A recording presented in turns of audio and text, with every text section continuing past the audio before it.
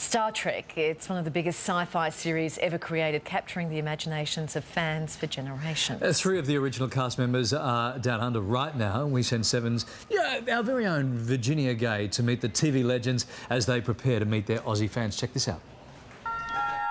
Space, the final frontier. These are the voyages of the Starship Enterprise. They boldly went where no one had gone before. Professor Koenig. I'm Captain Kirk. This is right, Captain. When Star Trek first aired in 1966, it was impossible to expect what would happen next. I've set the jumpers up there. Stand by till I give you a signal.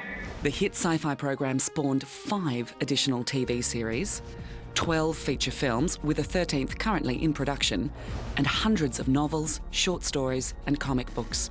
Security 4 in effect on every level. Still no lead on intruder. Thank you, Lieutenant. Only 4 of the original series leads are still alive today, and I was lucky enough to sit down for a rare chat with the actors behind Zulu, Uhura, and Chekhov to find out how it all began. 1965, can you tell us what you thought when you first read the scripts? When I was interviewed, Yes. Gene Roddenberry, the creator of the show, described the show to me. Yeah. It was a thrilling description. A starship soaring through the galaxies. Although in order to sell it to NBC, he had to say it's a wagon train in space. A space western. Space western. Starship base on Charon 4, requesting explanation of our delay here, sir. Space Commander Dominguez says we have supplies he urgently needs. As Lieutenant Uhura, Nichelle Nichols became one of the first women to be cast in a leadership role on US television. When it first came on, there was no, prior to that, a woman with the kind of role that he wrote for Uhura. And suddenly, people looked at it and said, of course that's right. That idea, the vision of the future with diversity working together, was the concept. But the scripts were individually written by various distinguished science fiction writers. That's correct. And that's what made it so exciting. And he also had the best actors. He put creatures in our bodies to control our minds. Speaking of great actors, Walter Koenig relished his opportunity to bring a younger vibe to the set as Chekhov, the Enterprise's navigator. But the actor remembers his audition day was far from conventional. I read, one other actor read, I was asked to wait, and I waited, and everybody left. Literally everybody left. The sun started to go down. Somebody came up to me and introduced himself to me as the wardrobe man. He dropped to his knees in front of me, put his hand on my crotch, and I said, what are you doing? He says, well, I have to measure you for a costume, don't I? And that's how I found out I was in Star Trek. So I didn't get any of the preamble about the international scope and the unity and all that.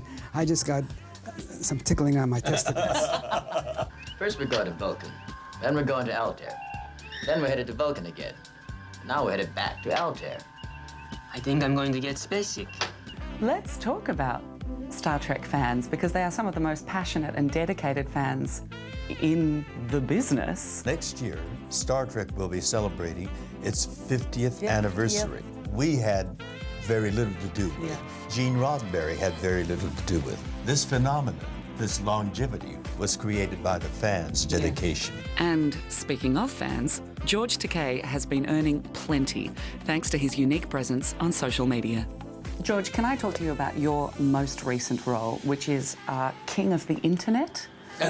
Today, we are living in a science fiction world. Yes. We've far surpassed what Star Trek depicted. I had a small base then. I was writing blogs. What got the most likes and shares were funny memes, particularly Grumpy Cat.